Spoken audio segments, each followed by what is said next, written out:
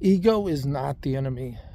When we go by the classical definition, ego is simply your self-concept.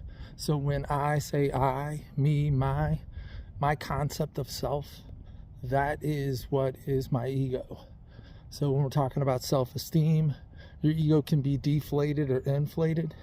And I believe currently what a lot of people talk about when they say ego is an inflated or arrogant, which is really just the inverse of a deflated, low self-esteem ego. But it's now been conflated with arrogance to mean that that's what people are talking about when they say that word.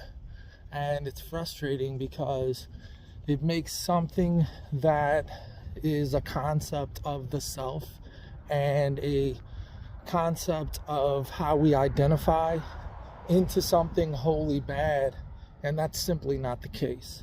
So rather than seeing it as the enemy, as something to be killed in an ego death, let's look at it as something that needs to be balanced, something that's brought to humility, so that we're not too high or too low on ourselves, but we're in a place where we understand that we're not the best thing since sliced bread, and we're also not the worst thing in the world, but we're always a work in progress.